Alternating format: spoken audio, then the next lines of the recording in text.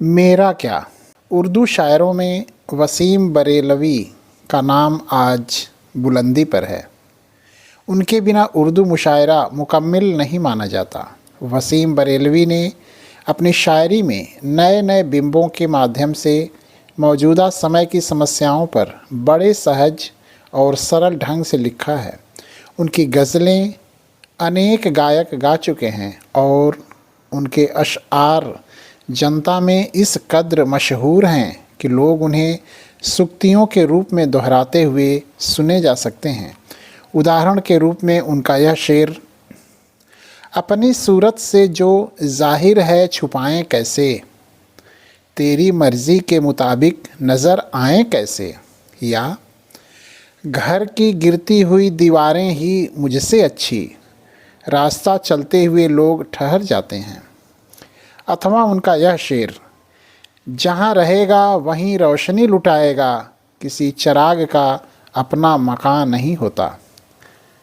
यह लीजिए उसी विश्वविख्यात शायर की हिंदी भाषा में चिर प्रतीक्षित पहली पुस्तक, जिसे पढ़ने के बाद आप उनकी अगली पुस्तकों की दिल थाम कर प्रतीक्षा करते रहेंगे। उसके तेवर समझना भी आसान नहीं। बात औरों की थी, हम निगाहों में थे।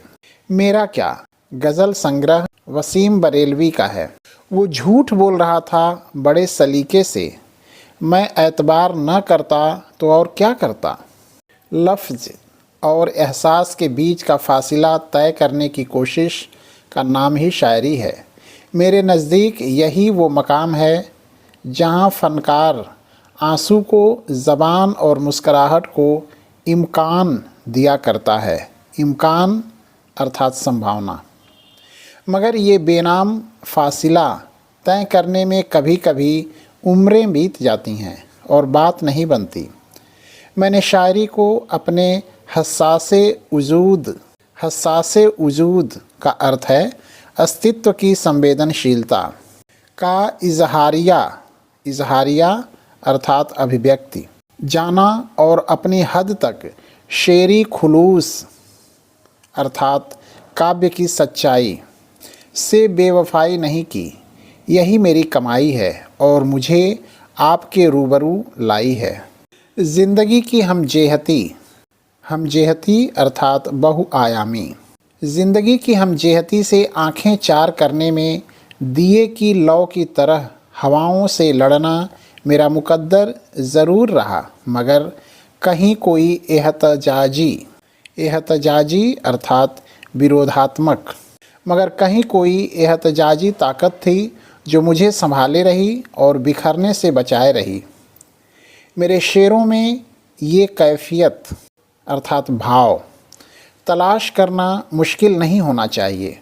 फूल से बात करने, कली से हम कलाम होने, हम कलाम अर्थात बातचीत करना, घटाओं के साथ पैंक बढ़ाने, भीगते मौसमों से खुल खेलने, झरनों की मौसीकी अर्थात संगीत में खो जाने और हर हुस्न को अपनी आँखों की अमानत जानने वाले मिजाज का अलमिया का अर्थ है विडंबना। मिजाज का अलमिया यह था कि जब ज़िंदगी की धूप आँखों में उतरी तो अजियतों का अर्थ है पीड़ाओं के लब खुल गए, मंजर चुभने लगे और ख्वाब अपनी बेबसी का ऐलान करते दिखे। बदलती मानवीयतों अर्थात अर्थों के हाथों तस्वीरें बनती रहीं, बिगड़ती रहीं, लेकिन रंग एक तस्वीर में न भर पाया। क्या खोया क्या पाया यह तो न पूछिए। हाँ, इतना ज़रूर है, हिस्सियाती अर्थात भावनात्मक सतह पर शकस्तोरेख्त का अर्थ है टूट फूट ने मेरे शऊर की आबियारी अर्थात पानी देना या सिंचाई करना में क्या रोल अदा किया, इसका पता आप ही लगा सकेंगे।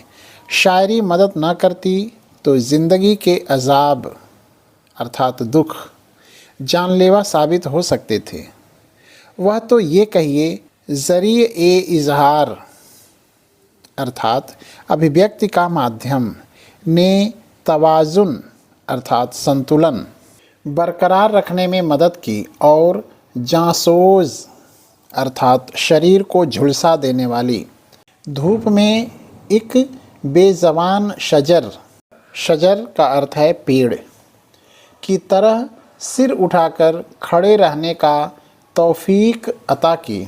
तौफीक अर्थात अवसर। वसीम कैसे मेरी मंजिलें करीब आती, तमाम उम्र इरादे मेरे सफ़र में रहे। यह भी एक बड़ा सच है कि फ़नकार अर्थात कलाकार अपने अलावा सभी का दोस्त होता है, इसीलिए तख्लीक कारी अर्थात सृजन और दुनियादारी में कभी नहीं बनती।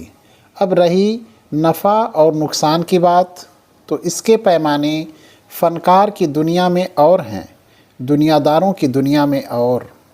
यह सब कहकर मैं अपनी फितरी अर्थात स्वाभाविक बेनियाजी अर्थात निर्लिप्तता और शबो रोज़ अर्थात रात दिन की मसरूफ़ियत अर्थात व्यस्तता के लिए जवाज़ अर्थात औचित्य ज़रूर तलाश कर रहा हूँ, मगर हक़ यह है कि मुतमईन अर्थात संतुष्ट मैं खुद भी नहीं, फिर भला आप क्यों होने लगे।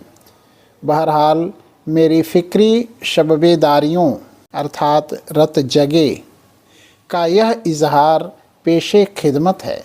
शबेदारियों के ये इजहारिये का अर्थ है प्रस्तुति।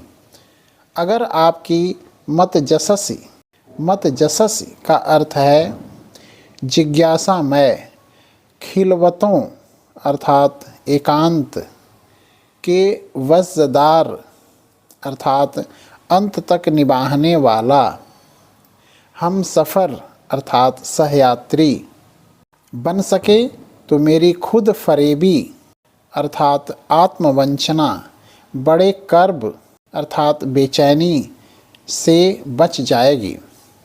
बहरहाल मेरी फ़िक्री शबेदारियों का यह इजहार पेशे खिदमत है।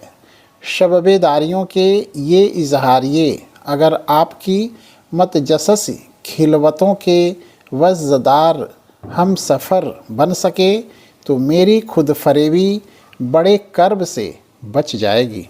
ज़रा सा कतरा कहीं आज अगर उभरता है, ज़रा सा कतरा कहीं आज अगर उभरता है, समंदरों ही के लहजे में बात करता है।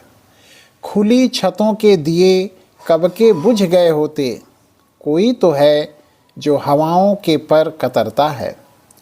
शराफतों की यहाँ कोई अहमियत ही नहीं, अहमियत अर्थात महत्ता।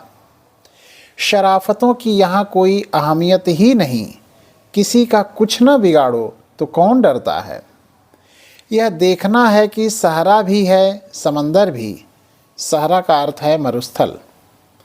यह देखना है कि सहरा भी है समंदर भी, वह मेरी तशनालबी किसके नाम करता है। तशनालबी अर्थात प्यास। यह देखना है कि सहरा भी है समंदर भी, वह मेरी तशनालबी किसके नाम करता है। तुम आ गए हो तो कुछ चांदनी सी बातें हों, ज़मी पे चाँद कहाँ रोज़ रोज़ उतरता है। ज़मी की कैसी वकालत हो फिर नहीं चलती, जब आसमां से कोई फ़ैसला उतरता है। ज़मी की कैसी वकालत हो फिर नहीं चलती, जब आसमां से कोई फ़ैसला उतरता है।